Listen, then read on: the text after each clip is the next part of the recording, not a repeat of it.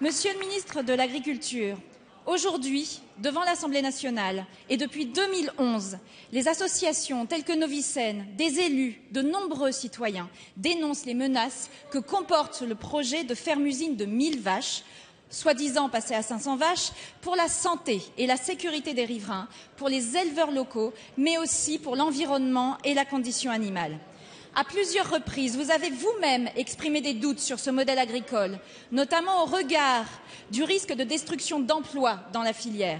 Le ministre de l'Écologie a également reconnu que les fermes-usines géantes ne correspondaient pas au modèle agricole souhaité pour notre pays, tout en regrettant que la législation actuelle ne permette pas d'empêcher de tels projets. Aujourd'hui, nous avons enfin l'occasion que nous attendions pour faire évoluer cette législation. Dès cet après-midi, nous examinerons le projet de loi que vous portez et qui vise à promouvoir une agriculture durable et humaine.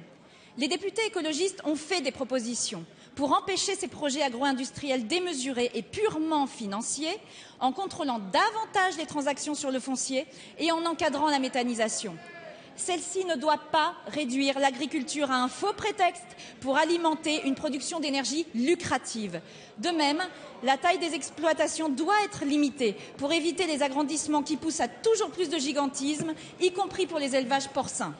Pour l'heure, vous avez repoussé ces amendements. Je souhaite donc vous interroger aujourd'hui pour savoir quelles mesures vous comptez inscrire dans cette loi pour éviter des dérives telles que la ferme des 1000 vaches.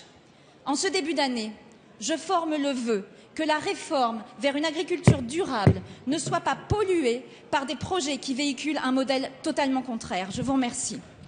Merci, Madame Pompili. La parole est à Monsieur Stéphane Le Foll, ministre de l'Agriculture, de l'Agroalimentaire et de la Forêt. Monsieur le Président, Madame la députée, vous avez évoqué un projet. D'abord, je voudrais vous confirmer le fait que ce n'est pas un projet de 1000 vaches, mais bien aujourd'hui, après l'intervention du gouvernement et du ministre de l'Écologie, un projet qui concerne 500 vaches. Quel est le problème qui est posé? Restez calme. Quel est le problème qui est posé? C'est celui de savoir si demain nous avons une agriculture avec des agriculteurs ou si nous avons une agriculture qui sera celle d'investisseurs sans agriculteurs. C'est tout le débat qui est engagé.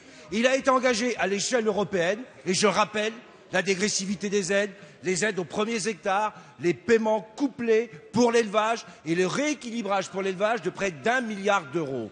Et le deuxième enjeu, c'est de développer une agriculture effectivement agroécologique, capable d'être à la fois compétitive économiquement et performante écologiquement. C'est tout le débat qui est ouvert et je ne doute pas que dans le débat qui est ouvert cet après-midi, eh bien, il y aura la place à faire en sorte de faire progresser cette belle idée d'une agriculture performante économiquement et écologiquement.